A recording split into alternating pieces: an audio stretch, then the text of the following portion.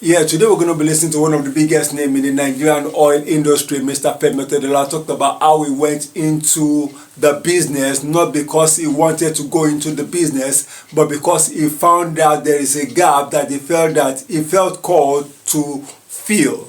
You know, it's all about finding a problem that you feel you're destined to solve. It's not often the right thing to look for money before going into a business, but when you find a problem that you strongly feel you have been called to solve, suddenly you find yourself making more money than you ever thought you could ever make. Just sit back and watch this interview. An entrepreneur knows what no one knows. That's the secret to success for an entrepreneur. An idea strikes you, which no one knows about. Only you know about that idea. That was what makes you successful. You know what no one knows. If I was telling my daughter the other day, I said, listen girl, in 50 years, I'll be dead in 50 years, and there are not going to be petrol stations in the world anymore. You're going to have solar power, electric cars, renewable energy. I'm a good student of history, and I always say to my children that my vision is to have an empire that will outlive me. When I was young, 6 years old, that was when I set up my first company.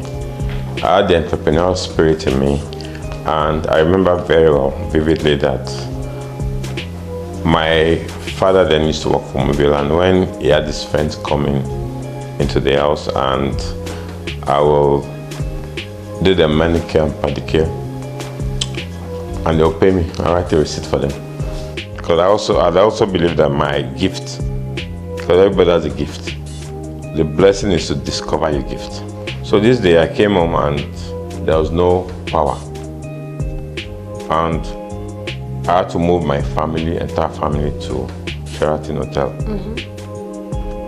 So I called a friend of mine and said, listen, where do you get diesel from? He said there was a company that supplies diesel. So I called up the company and said, well, they'll bring the diesel in 2 days. They gave me the price. It was very high, and I paid. 3 days after, of course, they never came. So I was driving from my office in Victorialand. Then I got on the third mainland and I saw it parked, and I saw the name of the company, and I parked behind it. I said, listen, I paid you guys money for gas. So when I supply my gas, I said, well, in 2 days they'll do it. Fine.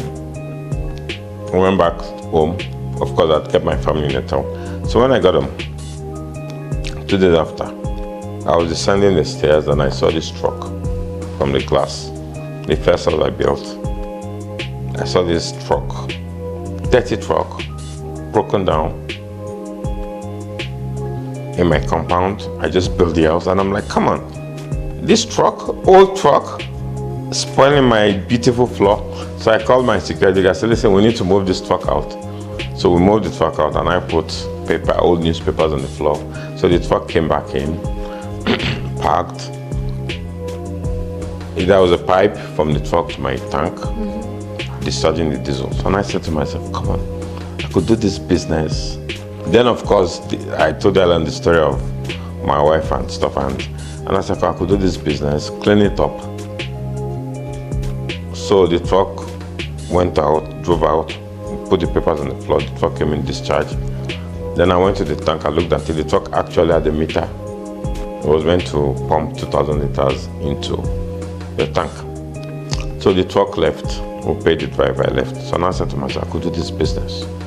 So the following day, I got to my office, I called my manager to call the manager of that trucking business. So the guy came to see me, and I said, listen, you know, your business looks interesting. Why don't you come and work for me? Of course, I'm a very unassuming person, and the guy said, no, I'm sorry.